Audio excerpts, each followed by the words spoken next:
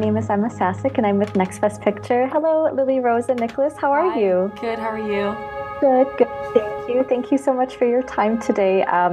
First, just congratulations on this very creepy film. Big fan of it. One of my favorites of this year. I am so grateful to be able to chat with you a little bit more about the making of it. I guess, Lily, I'll start with you. With this film, Robert really expands on Ellen's story and really makes this film very much about her and its own tale of female desire.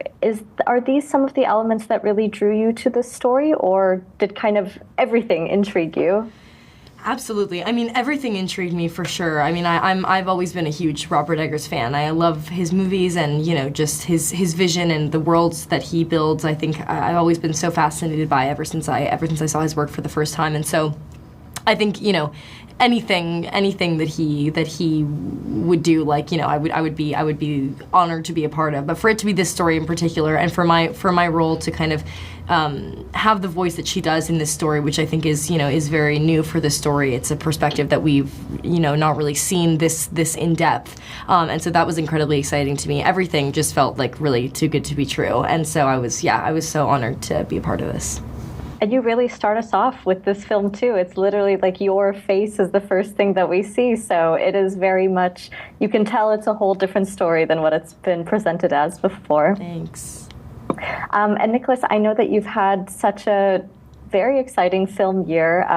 You've kind of inhabited so many different characters with, of course, The Order and Juror Number 2, and now this as well. I guess how do you kind of prepare to take on a role such as this that is so different from these previous two that I just listed off?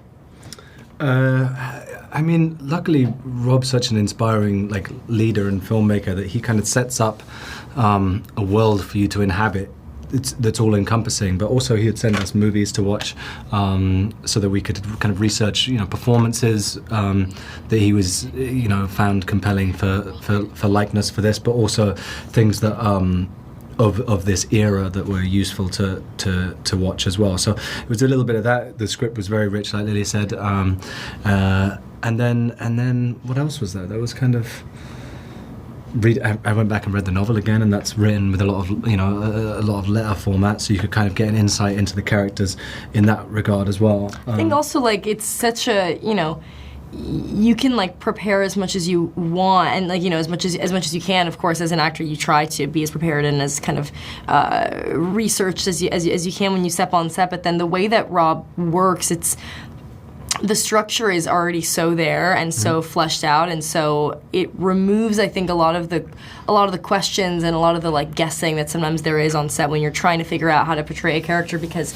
it almost becomes this kind of simplistic thing in a way, because there's almost so many questions are removed because of the structure that really is there and that you're kind of folding yourself into. So in a way, you're not kind of having to lift dumbbells in your head of trying to figure out how to enter a room or how to sit or how to whatever, because it's you're kind of moving with the camera in a way that has to be very seamless, and so it kind of leaves you to sit with your internal emotional work in a way that is very refreshing. Would you mind sharing what some of those films are that maybe ended up having the most impact on you as you fulfilled your roles? The one that I found very helpful was The Third Part of the Night. There was one that Rob sent to me, I think, after our first week of filming. But also Angels and Insects, Mark Rylance's performance in that was useful. The Devil was one that I think we both found handy. And there were a couple Cries and Whispers was one for me. Yeah. Did he send you that one? Yeah, Cries and Whispers was one for me that was very inspirational. Just the heaviness of the atmosphere in that movie, the whole mood of it. It just you feel every silence is kind of very weighted, and I feel that's something that we wanted to incorporate as well into this one.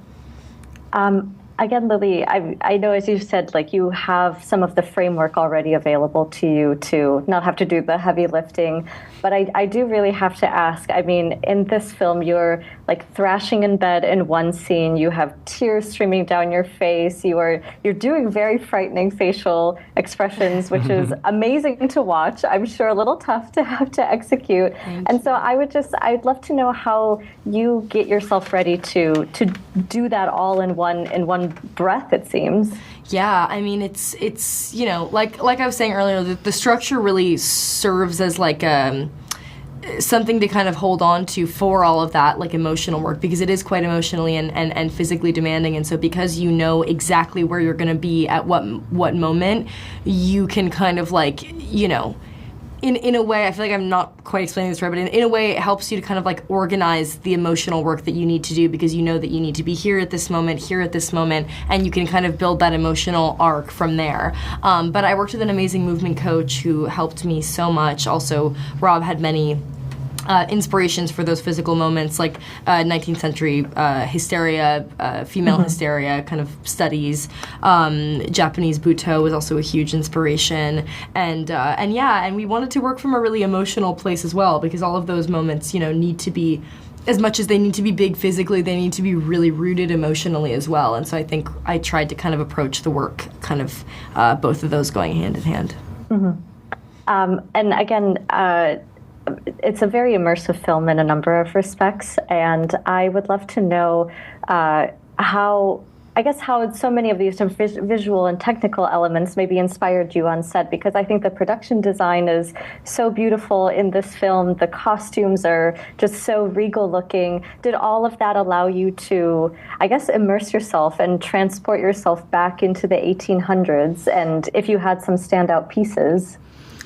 I think the town of Visberg was one that really stood out for me set-wise, because that really, I mean, you saw it transform through the story. You know, the first time our characters were exiting our house, and you saw like this bustling market village kind of example of a town, and then obviously how authentic and real it all felt, and the truth of that. But then coming back to that same town.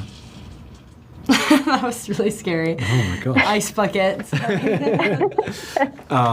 But so then coming back to that after it's been, you know, this plague horror has taken over the town, and seeing how it evolved and changed through the story, that was something that was, really immersive to be in, as an example, yeah. I don't know.